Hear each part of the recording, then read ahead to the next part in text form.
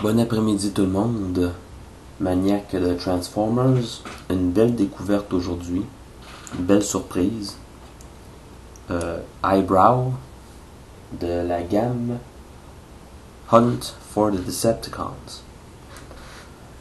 Eyebrow, pour ceux qui ignorent c'est quoi cet avion-là, c'est un Lockheed P-38 Lightning, un avion de la Seconde Guerre mondiale. C'est un avion vraiment réel qui a vraiment existé. Plus de 10 000 exemplaires ont été produits durant la guerre, ont rempli plusieurs fonctions de bombardement ou de diverses attaques aériennes. Avion véridique, donc incroyable mais vrai. Quand même assez spécial, un style unique. Hein? On a deux fuselages et un cockpit. Deux gros Gatling Guns.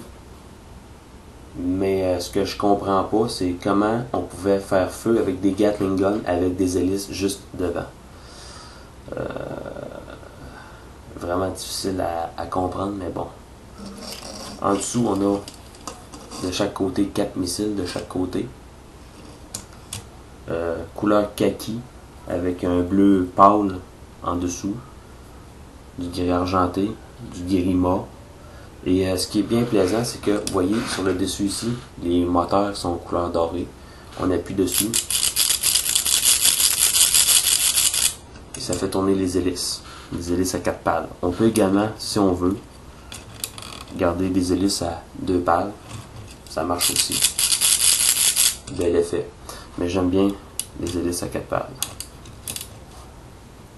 Et sur les ailes, ici, on a des symboles cybertroniens.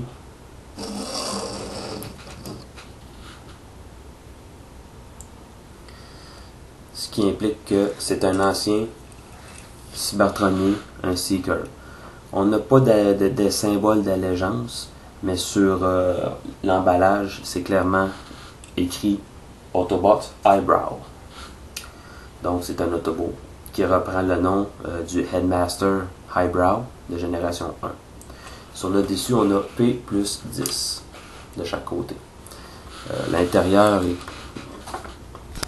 quand même bien détaillé. Pas très possible de voir à la caméra, malheureusement, mais bon, on a un siège avec les commandes et tout. Pour transformer ce gros coucou en robot, on va commencer par plier les trains d'atterrissage. On va enlever les Gatling Guns et les mettre de côté, pas tout de suite.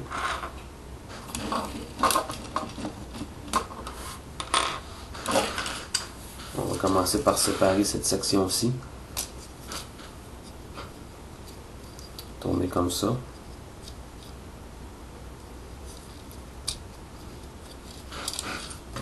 Je vais le reprendre de ce côté-ci, comme ça.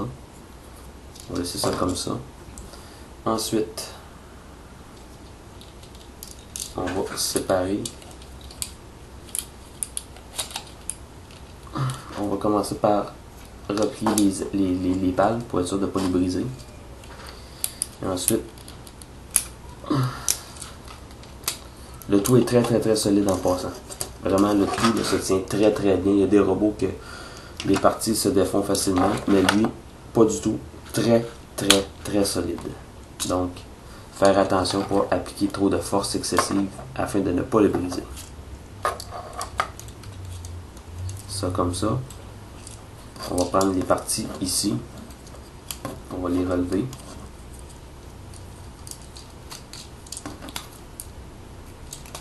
Comme ça. Et le tout s'enclenche très bien. On entend des clics facilement. Le tout s'enclenche très bien. On va reprendre le cockpit ici, le relever. Ça va faciliter l'installation des pièces de la fourche. Comme ça. Le tout reste bien en place. Et les ailes, le bout des ailes va faire une espèce de jupette de chaque côté. Pour les pieds, Ce qu'on a à faire, c'est on va tourner cette partie-ci comme ça. On va l'avancer de ce sens-ci, comme ça, et relever le bout ici, le mettre en dessous, comme ça. Et ensuite, on va abaisser les ailettes pour faire les orteils. On va répéter de l'autre côté.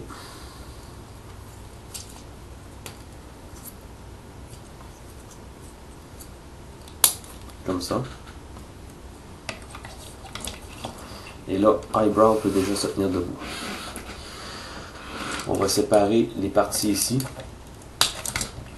Ça va révéler la tête.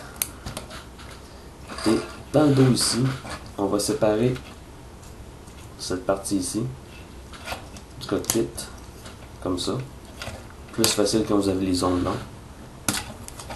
Et on va rabaisser ces parties ici comme ça. Et ici, on va l'abaisser comme ça. Ça reste comme ça. Fait que ça fait un drôle de cable dans le dos.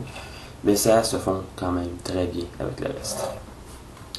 Et tout ce qu'on a à faire ensuite, tout ce qui reste à faire, c'est de sortir les points.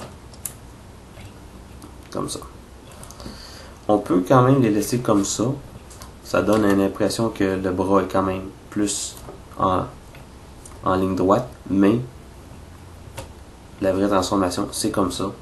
Les points ressortis comme ça. Donc ça fait un drôle d'angle bizarre pour les bras. Les Gatling Guns, on peut les laisser sur les hanches. Moi, ce que j'aime bien faire, c'est de les mettre dans les mains. Donc, 2 Gatling Guns, ça fait des angles quand même assez dévastateurs pour un robot. La tête est quelque peu étrange. C'est clairement un Bayformer. Mais bon, c'est vraiment bien réussi. Beaucoup de détails pour le visage. Et ce qui est bien avec ça, c'est que vous voyez le casque sur le dessus. On peut l'abaisser. Si je réussis parce que c'est quand même assez raide, mais bon. On peut l'abaisser. On a une espèce de casque d'aviateur. Et on voit l'énorme light piping ici. Donc, même avec la visière baissée, la lumière passe. Donc, c'est bien pensé. Mais j'aime mieux le laisser comme ça. Le visage est bien réalisé. Donc. Comme on peut voir, on a aussi beaucoup de détails sur le corps. On voit l'abdomen détaillé avec les fils des circuits. La poitrine, même chose. Les bras sur le côté des bras.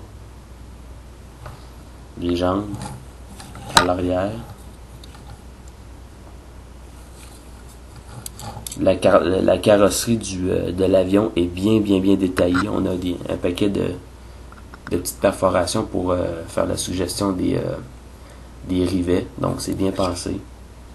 Et même sur le dessus aux articulations, on a des imitations d'engrenages. Donc c'est vraiment une belle figurine, bien détaillée, bien réalisée. Une belle surprise parce que j'avais boudé la figurine au début parce que j'étais pas certain du look. Mais je me rends compte aujourd'hui que j'ai juste fait durer le plaisir. C'est vraiment une belle figurine, bien réalisée, bien détaillée. La tête, pour les articulations de la tête, tourne seulement de gauche à droite. Pas de bas en haut. L'articulation aux épaules peut nuire un peu, peut être nuit un peu à cause de cette partie ici.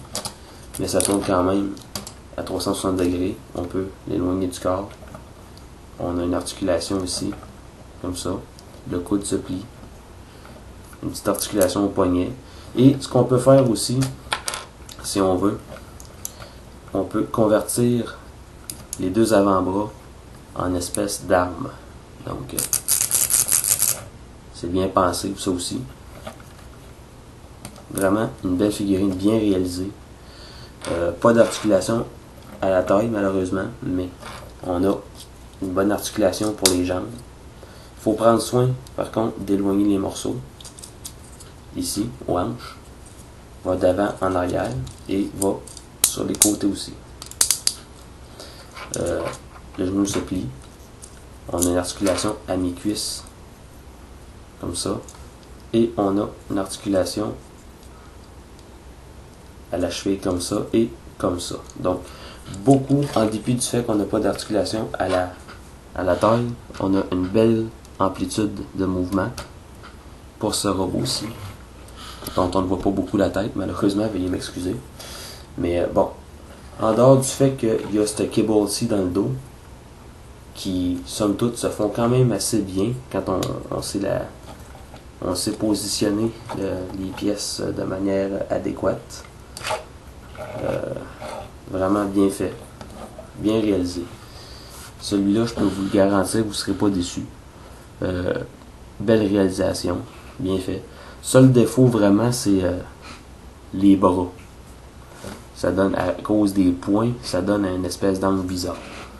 Mais si vous êtes capable de passer par-dessus ça, c'est une très belle figurine à acheter, à mettre dans votre collection des Hunt for the Decepticons.